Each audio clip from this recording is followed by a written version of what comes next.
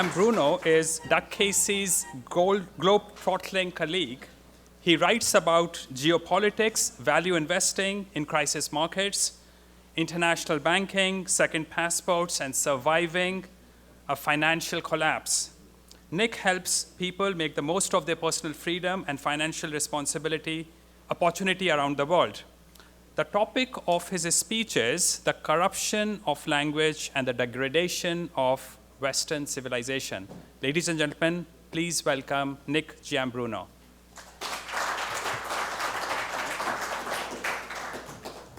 Thank you, Giant. So, as Giant mentioned, the topic of my speech is about the degradation of language and Western civilization.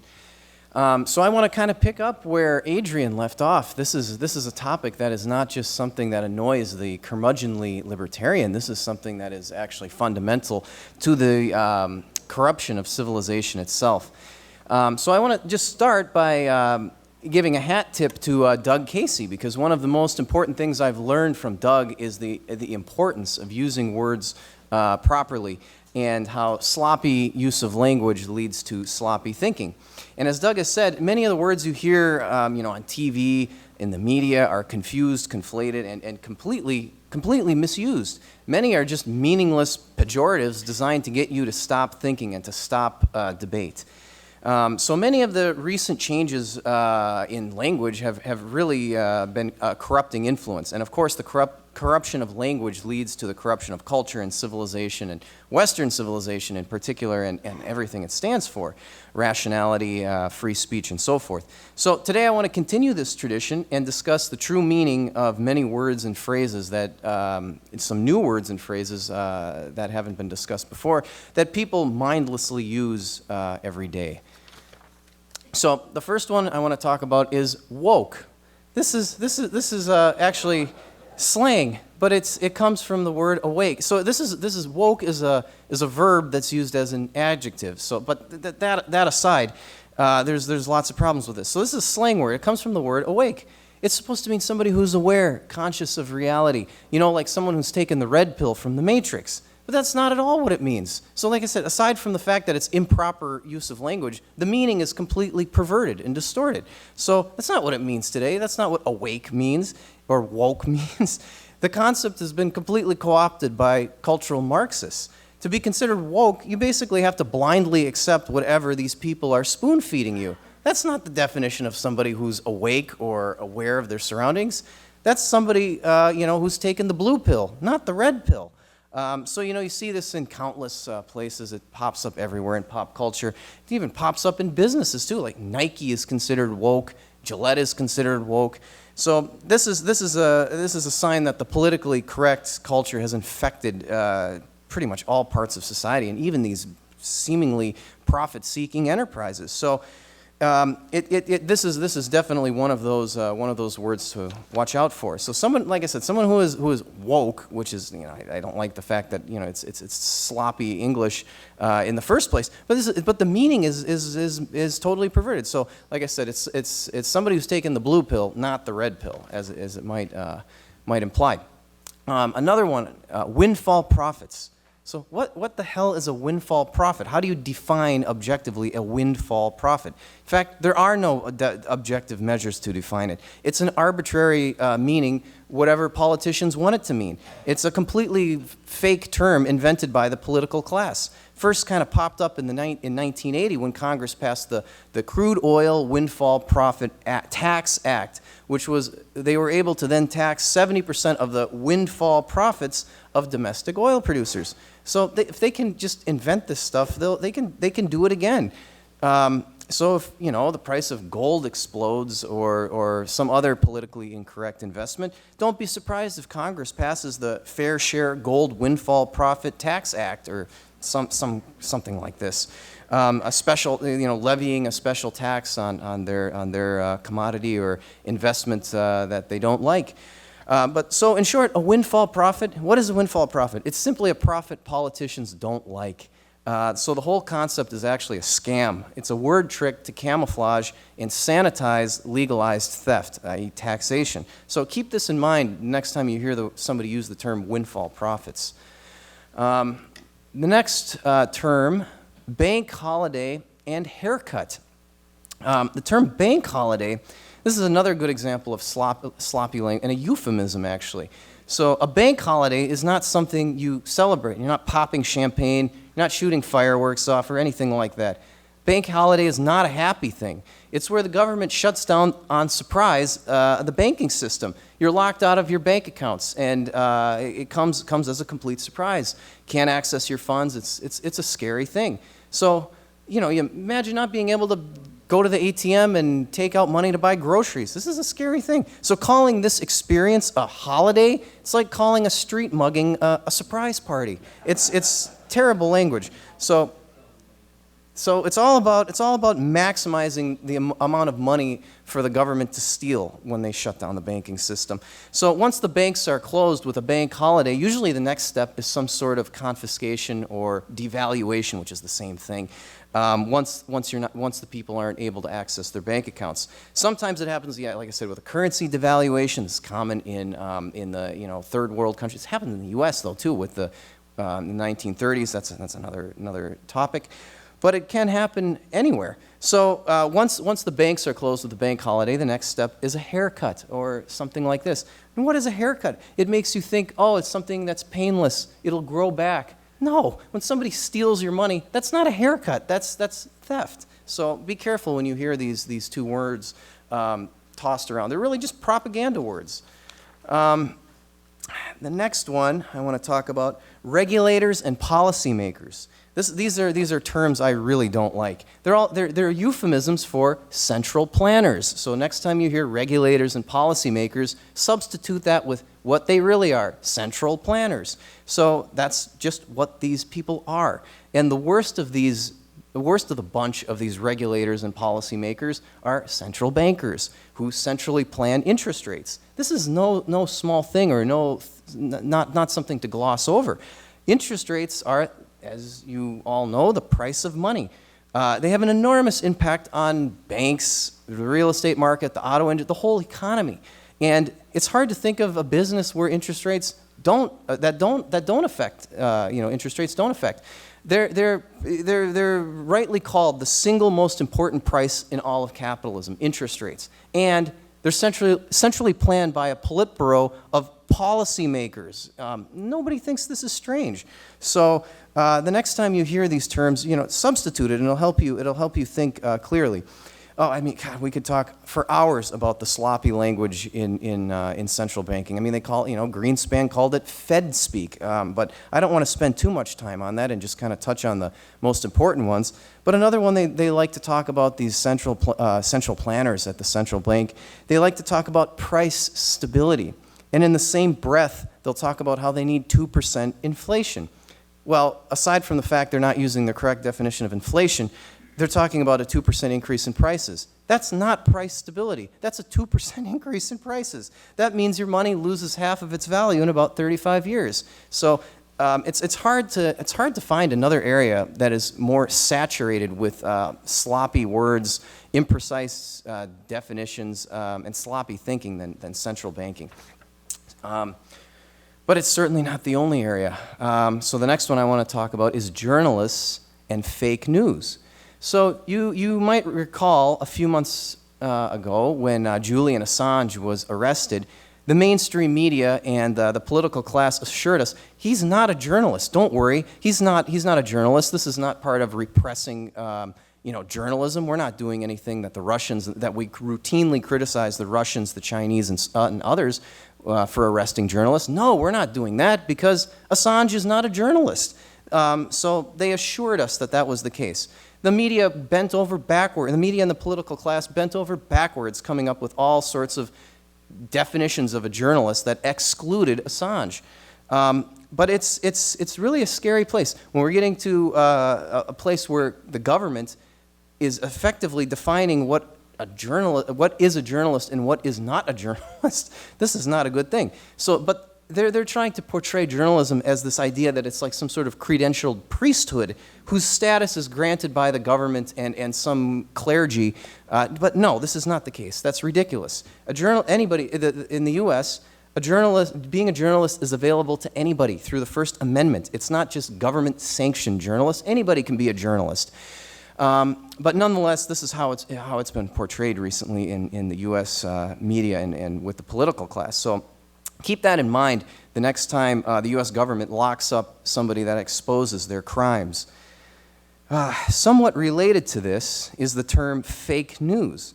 Where did fake news came? Where did this come from? This term came about after the 2016 election, and then it was kind of co-opted by Trump. But it's another one of those words that's really poorly defined and kind of used arbitrarily as a meaningless pejorative to get people to stop thinking, oh, you don't like that? Oh, it's just fake news. Don't listen to it. It's not to say there isn't garbage and outright falsehoods out there, but it's used in a way to discredit things that the media and the government don't necessarily like. And that leads to another topic, another term actually that has a similar effect: conspiracy theory. This is another meaningless pejorative. So the establishment likes to label and discredit any belief that doesn't follow the official line or the government's official version of an event as a conspiracy theory. You're a conspiracy theorist. And actually, just this week, the FBI put out a bulletin that said people who engage in conspiracy theories, which is vaguely defined and arbitrarily defined, these people are potential domestic terrorists. This just happened this week. So I'll get to that one. That's another term we'll get to later. But conspiracy, it used to mean a group of people getting together to do something illegal. But when the way that's the definition of the term. But the way it was sort of in effect weaponized by the government was when people started to challenge the mainstream narrative about the JFK assassination. That's when it just is meant to shut down debate. Oh, you don't believe this? You're a kook, you're a conspiracy theorist. So this is how they use this term. And it's meant to make somebody look crazy, paranoid, kind of like Mel Gibson in the movie Conspiracy Theory. The reality is that the term conspiracy theory and conspiracy theorist, it's an empty pejorative, and it's devoid of logic. And anybody who uses this in a debate should automatically lose the debate. So if you have to resort to calling your opponent a conspiracy theorist, you should automatically you're not using logic and reason to refute the other side. You're using name calling. You should automatically lose the debate. But nonetheless, it still is a pretty effective term that the government and the media uses.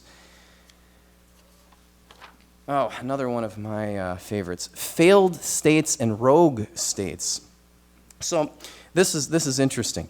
So I think pretty much everybody here understands the essence of government is coercion. Simply a group of people.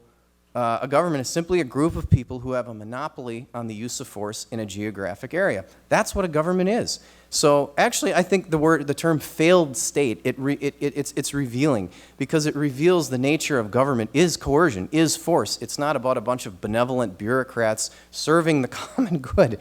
And this is revealed in the term failed state. So how does the media and the political class use the term failed state? They use the term failed state to talk about places like Libya, Somalia, Afghanistan. But what they're really meaning is the central government has lost the monopoly on the use of force within that territory. That's why it's a failed state, because the central government can't coerce the rest of the population. Instead, it's maybe a mixture of warlords and militias and so forth. But nonetheless, the term is revealing, because it reveals that, like I said, the nature of the state is coercion, brute force. It's not these selfless bureaucrats getting together to help the common good. It's pretty ridiculous. So when they use that, I think they inadvertently reveal that truth. Yes. And talking about that, Libya is a perfect example of a failed state, because it's a completely artificial. It's not a natural political entity. The only way Libya was a political entity was if there was a strong central government that held the whole place together by brute force. That was Muammar Gaddafi and his army. You take away that monopoly on the use of force, and the people who live within Libya, they have no reason to live together. They're going to revert. They're not. So yeah, of course it's a failed state when you take away the thing that's the glue that holds the thing together. So that was an entirely predictable consequence after NATO and the U.S. toppled Gaddafi, that it would become a failed state. So that's why I think it's a revealing term. And and again, another bad part about this term is it implies that every square inch of planet Earth should be organized into a nation state or into some sort of government. And I don't think that's the case at all. So this is a ridiculous term that you often hear in the media. A related term, this is a very problematic term, rogue state. What the hell? How do you define a rogue state? It's just somebody who it's just a government that is disobedient. They don't follow what the U.S. says. They don't follow what Europe or NATO says. This is a rogue state. So, you might call it a better term, or a more accurate term might be a disobedient state. I mean, you could have said the colonies that were rebelling against King George, they were a rogue state too. So these are ill-defined pejorative. It's another ill-defined pejorative. So I think turning to the most, the biggest example of how language has the corruption of language has corrupted Western civilization. It's kind of, I wonder which came first, the corruption of language or the corruption of civilization. But anyways, one of the biggest examples of this, I think, is the word terrorist. Terrorist, I think, is a perfect example of how, it's a word that essentially means nothing, but it justifies everything. So Western civilization was built on logic, it was built on rationality, on reason. But then to adopt something that has no fixed meaning, I mean, there's over 100 definitions of the word terrorist, as something that justifies anything. You just say the word terrorist, it justifies anything. Whether it's asset seizures, whether it's taking somebody's life, it's really shows how far the West has been corrupted. So, and one example of this I want to give, because I don't think many people know about this example. It actually turned out to be the biggest real property forfeiture in U.S. history. This happened in 2013. I don't think many people are aware of this, because it kind of was brushed on page A20 or something like that of the newspapers. In a really breathtaking move, the U.S. federal government seized a 36-story skyscraper in Midtown Manhattan worth about $700 million. It seized it. It just took it. So how on earth could the U.S. government confiscate such an incredible amount of seemingly private property and not even a whimper of opposition? Nobody's saying like, oh, they're expropriating people's property. Nobody cared.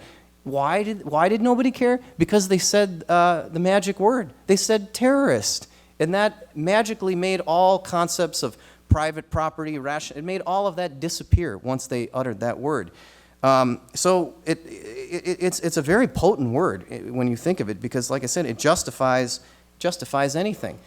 But what does it mean? What does it mean? I mean, people tend to think of it as something like non-state actors using discriminate violence against civilians to achieve political ends. That's kind of what it means. So let's digest that a little bit. Just because somebody's not wearing they're not talking about the morality of the underlying act. Just because somebody's wearing a government-issued costume doesn't magically make the underlying act moral and ethical.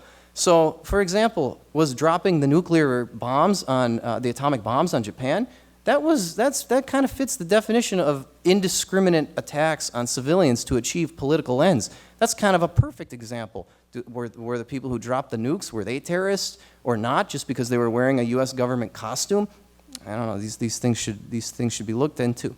And then there's the word terrorist applies to an ever-growing group of people. I talked about how it's being applied to people who are deemed conspiracy theorists. These are now potential domestic terrorists. A few years ago, there was a guy named Bernard von Nothaus who was making his own private currency out of gold and silver, doing nothing wrong, nonetheless was arrested and described as a special type of domestic terrorist by the federal government.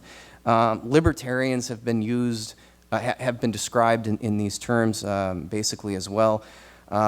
And really, yeah, it's, you know, Ron Paul supporters have been described like this, libertarians, anarcho-capitalists, so you name it. Anybody who's not in the good graces of the state is basically at risk of being painted with this brush. And once you're painted with this brush, they can do anything. And it shuts off all debate, and it really justifies anything. So any sort of idea of habeas corpus, personal liberties, private property, all that's out the window when you use the word terrorist. So I am running out of time here, but I just wanted to say that yes, I think if you can encapsulate the corruption of Western civilization and all that it used to stand for, rationality, personal freedom, and so forth, I think how terrorism and terrorist, how that's used in the world today, that really is a good encapsulation of how the language has been degraded because the word has basically meaningless, and how it's corrupted civilization. Thank you very much.